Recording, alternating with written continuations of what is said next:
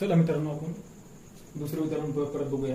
तर मित्रांनो पहा, तुम्हाला हार्ड वाटायचं पण एकदम सोपी आहे, टेन्शन नाही घ्यायचं. मी आहे तुमचा अभ्यासमध्ये काही प्रॉब्लेम राहिले तर कमेंटमध्ये सांगा. तुमचे प्रॉब्लेम काय ते सॉल्व्ह करतो मी तुम्हाला. डोंट वरी, मी तुम्ही जे म्हणाल त्याच्यावर मी टॉपिकवर त्याच्यावर सुद्धा व्हिडिओ घेतो. तर चला तर बघू आपण हे उदाहरण.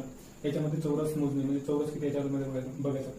तर मित्रांनो तुम्हाला सांगितल्याप्रमाणे या नंबर देऊन द्यायचा 1 2 3, इथं 1 2 3 4 असं लिहून टाकायचं मित्रांनो. आणि सीधं सीधं याचा गुणाकार करायचा. 4 त्रिक 12, इथं 12. ओके, इथं 3 दोन्ही 6, 3 दोन्ही 6 आणि 2 1 2. ओके, तर मित्रांनो मग असा आपला आन्सर आलेला आहे, हे झालेलं आहे. बघा, एक घेतला ना, 1 पर्यंत संख्यापर्यंत आला आपला गुणाकार, तर स्टॉप करायचा इथं. मित्रांनो आता काय आन्सर याचं, 12 आणि 6 18, 18 2 20. मित्रांनो मग आता आन्सर आलेला आहे आपला पुन्हा. तर मित्रांनो तुम्हाला नक्की समजलं असेल तुम्हाला. आणि तुम्हाला